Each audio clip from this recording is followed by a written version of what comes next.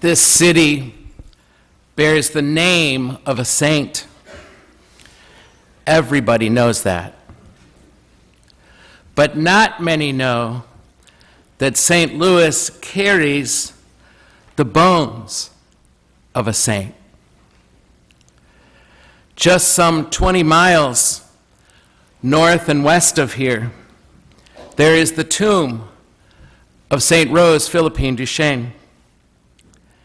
She's a patron saint of our archdiocese, and she landed on the shores of the Mississippi here exactly 200 years ago next Sunday.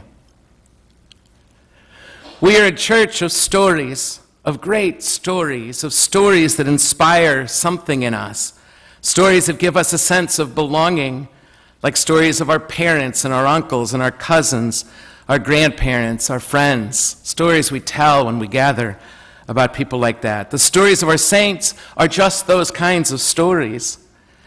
Like any good friend, like any good relative, Philippine's story can bring out the best in us, and she can breathe into us something of her spirit.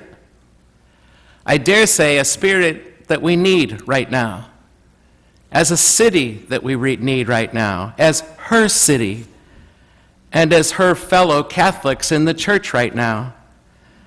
And this generation, all of us, who gather over her bones, who really gather over her bones here in the city, in the greater St. Louis area.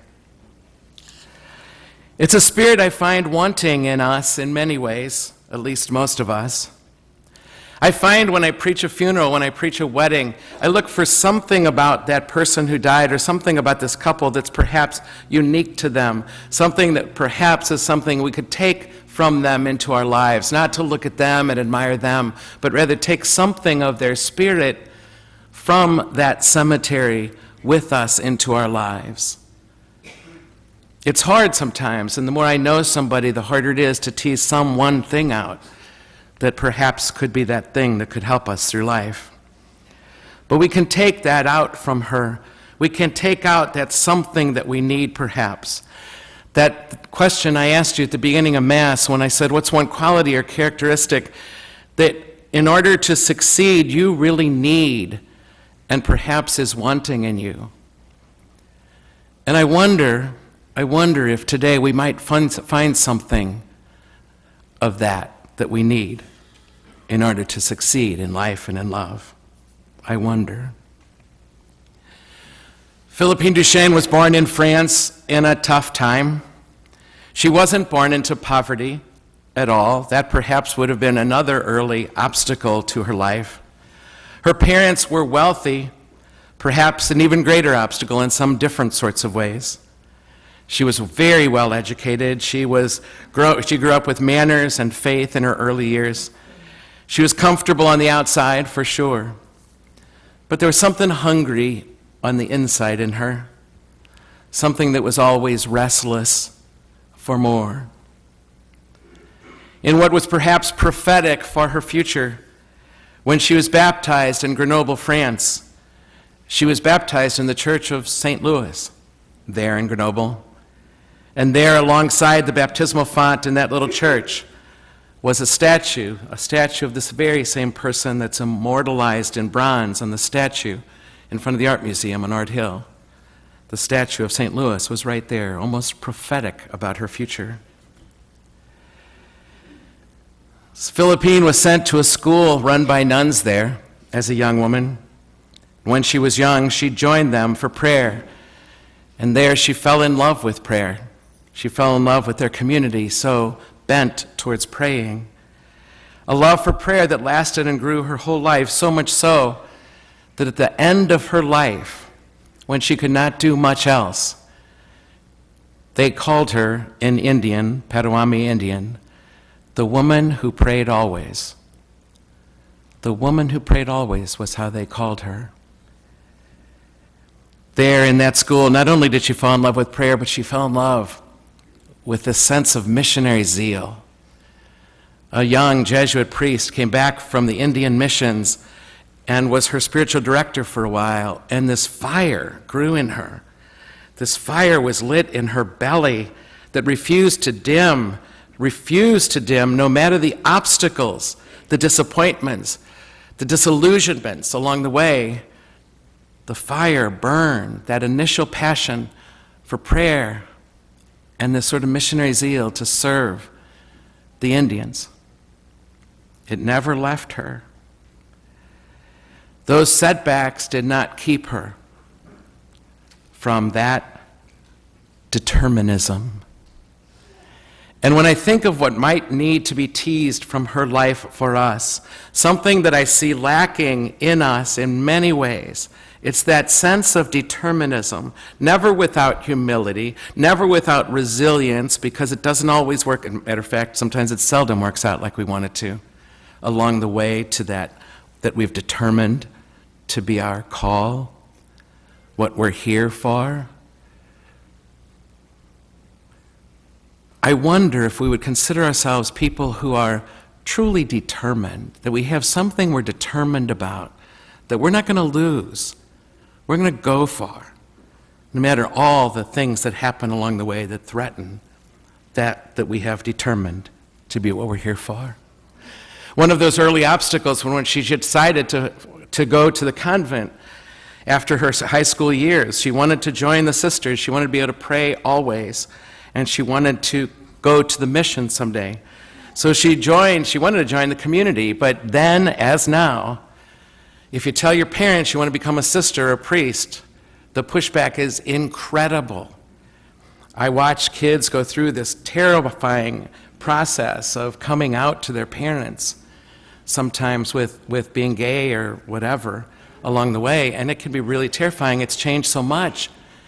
And in some ways, what I see happen with parents when a kid wants to go into the convent or into the priesthood, when they announce that at the dining room table, all hell breaks loose. Over my dead body, parents have been noted to say. And if you're chuckling, ask what you would do if your daughter came to you and said she wants to go in the convent. The obstacles are huge to this kind of a life, and she faced those. That was one of the early obstacles. His dad came and stole her, literally, took her physically away from the convent. They pressed her to marry. She refused to do that, and she suffered from the disease of smallpox along the way in those years, which was another obstacle to her. But the greatest suffering in those early years especially was when she hurt her parents by running away and going to the convent. She knew it hurt them. They came to the convent to beg her to come home. And she said, "This is what I'm determined to do. This is my call." She suffered greatly hurting them. She loved them very, very much. Another obstacle in those early years was the French Revolution, disbanding the convent. After all that suffering to get there, the authorities, the next obstacle was the authorities closing down the convent, turning it into a prison for the people they were rounding up in those years. She worked hard to take care of those prisoners, even threatened with the guillotine for doing so. She moved back home and worked tirelessly, even tirelessly risking her life to bring priests to her family, to her parish, to somewhere they would hide the priests to say Mass for them because they had no Masses during the French Revolution. It was a risk of the guillotine to go to Mass with a priest. There were so many of those obstacles along the way, and much suffering for her. When she finally got back to the convent after the French Revolution and began to establish it, she got down and cleaned up that old prison herself on all fours to try to get it ready to perhaps attract some vocations and begin the work that was theirs to do. But she always had that desire to go back to the Indians, to serve them. That's what she was for. She knew that in her bones. That's what she was for. Finally, at the age of 48, it kept getting delayed because she was so good at what she was doing, and the convent needed her to be doing what she was good at. So the Mother Superior, her leaders, kept telling her, "You can't go yet. We need you." Finally, at 48, they told her she could go.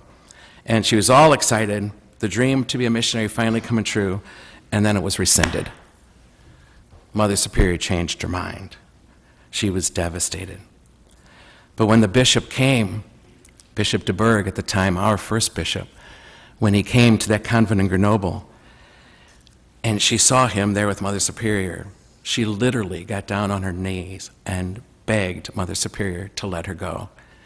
And there in front of the bishop, Mother Superior had no choice. Okay.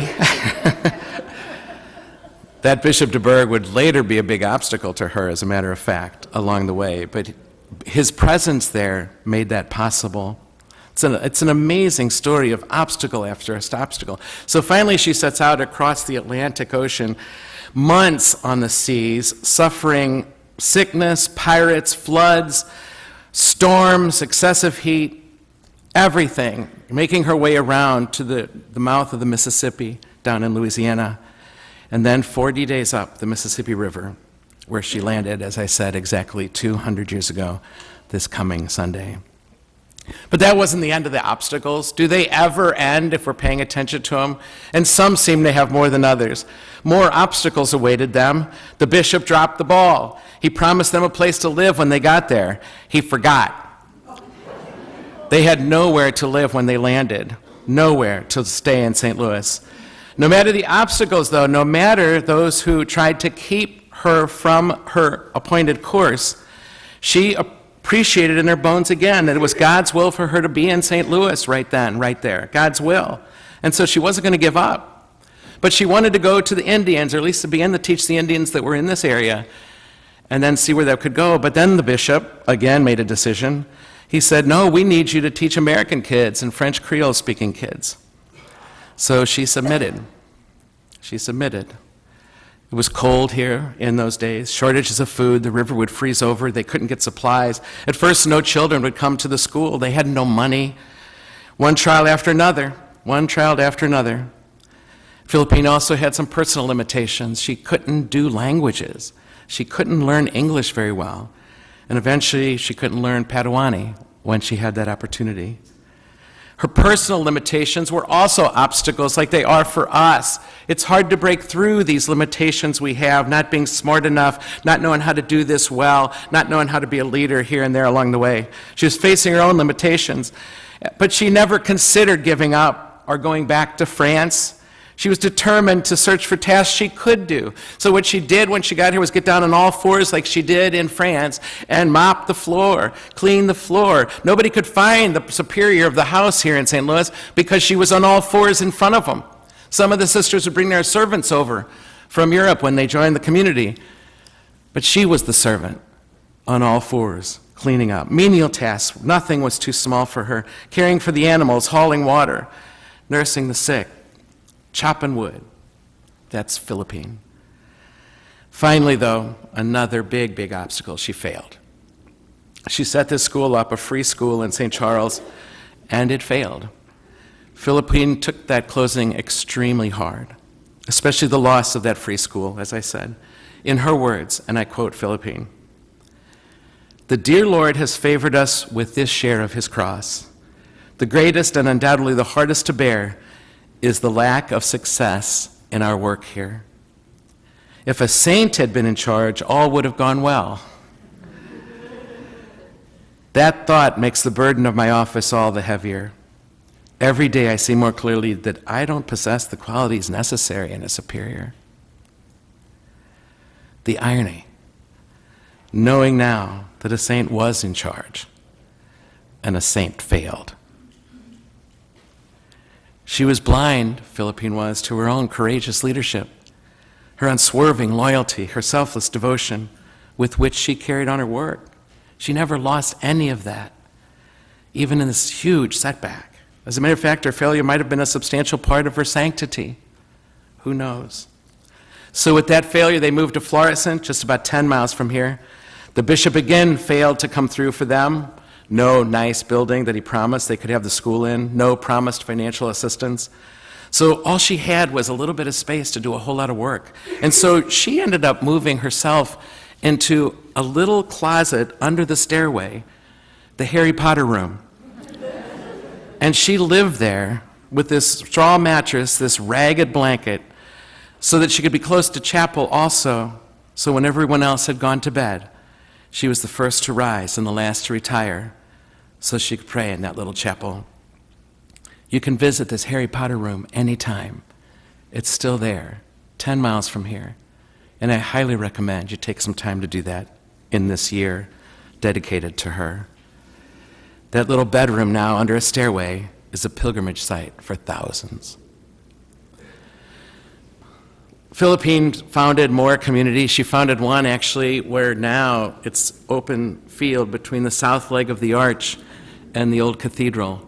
Right there, almost in the middle, between the south leg and the arch, was her first foundation in St. Louis, where she developed a thriving religious community. But even with that new beginning, there was the familiar pattern: stark poverty, failure, illness, moral and physical suffering, as well as the deprivation of Mass, which killed her because there were no priests in the prairie, in the frontier in those days. But St. Charles School did come back, not the free school, but it's still there to this day. I just said Mass there a couple weeks ago, near her bones, actually. But Philippine had grown tired and old. But then something happened in her 72nd year. She finally began to realize her dream of going to work with the Indians. 72 years old now. And this is 200 years ago. She got permission from then Bishop Rosati, who said to her, who said of her rather, when one loves God, one never says enough. It's not an option. If you love God, one never says enough. Finally, Philippine would be able to go to the Potawatomi Indians. But, obstacle. She gets very sick before she was to leave. She prayed for a miracle cure. It never came. A priest came to escort the sisters who were supposed to go with her to safety. There were to be 4 of them. But when he came, he was told there would only be 3 because she was too sick to go. And so when he was talking to the Mother Superior about setting out and what they needed to equip this journey, Philippine was sitting along the wall, her darkened hands fondling the beads of a rosary and tears running down her cheeks. And finally the priest who was to escort them said, "But she must come. She must come." In his words, and I quote, "She must come too. Even if she can only use one leg, she will come. Why, if we have to carry her all the way on our shoulders, she's coming with us. She may not be able to do much work, but she will assure the success of the mission by praying for us. Her very presence will draw down all manner of heavenly favors on this work." And he was so right. She was too old to do much. Her age and health kept her from being a very active part of the mission. She couldn't learn English or Potawatomi. But she could do was what that priest foresaw. She prayed. She prayed all the time. She became, for those Indians, the woman who prayed always. They would sneak in while she was praying, and she was so still, they would quietly touch the hem of her shawl, the tattered edges of her habit, just to touch her while she was praying. You know what the Indians came to know? What they came to know is that the mere presence of someone good, of someone who loves, has a greater healing power than many mighty deeds. Philippine was motionless as she sat there, but they wanted to see her pray. They wanted to touch something of that moment for themselves. The winter came, the icy winds came. She never really got over the fever she had. The church was unheated, and the winds from the prairie would blow through. She would cross a little creek that reminded her of the mighty rivers of Grenoble. She knew that. She left behind the fantastic mountains of Grenoble, but she knew this is where God wanted her to be because this was where her work was to do. This was where her longing was satisfied. And it was enough for her. She was finally where she wanted to be. But one more obstacle. She wanted to die there. She wanted to be buried with the Potawatomi people. And at this point, Bishop Kenrick comes. Yet all these bishops keep screwing everything up. Bishop Kenrick was a mighty figure at Vatican Council I, and he called her the holiest person he ever met. And when he met her there at the Potawatomi Reservation or whatever it was, he said, I want you to be buried here in St. Louis. And this was really hard for her because she loved those people so much. He was asking his eldest daughter for the supreme sacrifice of the Indian mission after she had finally arrived. Let me conclude about her by saying, Philippine was 73 years old when she returned to St. Louis. A letter showed how much the people loved her there, and she was received warmly here. Her health and loneliness was growing inside of her. Two things especially pained her: the closing of that Florissant school then, and a misunderstanding with a best friend who was the superior of the community. She was old and infirm, but she was most concerned about still the world around her and its needs. And so she received the last sacrament one more time. A priest said Mass for her in the nearby chapel, and while he was saying Mass, she was heard to say, I give you my heart, my soul, my life. Oh yes, my life. Generously. I have news for her. She gave her heart, her soul, her life a long time earlier, and she never took it back. I said earlier, the church is full of stories. This is a great story that's rooted in the soil we stand on. It's a story rooted right here underneath our feet. It's a story that goes against the grain of our age, that is so ready to give up, that's so ready to quit, that's so ready to move on if things get difficult. In anything, vocation, career, jobs, family, whatever. It's a story that goes against the grain of our age. It's called determination. This was one determined woman. This was a woman who was persistent, a woman who was persistent, resolute, unflinching, obstacle after obstacle after obstacle, setback after setback. It all began for her with a passion, a fire inside of her that determination always begins with. For something. The fire, the passion may wax and wane over the years, given the obstacles and challenges, but the originating fire is never forgotten in a person who's determined, no matter the disappointments. My friends, nothing in the world can take the place of determination. Not talent, not genius, not even education. The world knows a lot of educated derelicts. Determination, I want to propose to you for your consideration, is omnipotent. If it's truly done humbly, with some room for flexibility all along the way, it's really powerful. It really can, to be able to press on, can solve some of the biggest problems of our human family right now. To be able to press on and not give up. There's just no easy way to get any place worth going. There's no easy way to get to anything worth going to. Mark Twain one time said, not about her, but I think it fits, a few flybites can't stop a spirited horse. Her passion was kindled at an age when it was kindled. It is being kindled in most of our students. I was that age when it was kindled for me at the beginning of all this. It set the course for her life. And nothing, I mean nothing, stopped her. May nothing, I mean nothing, stop us.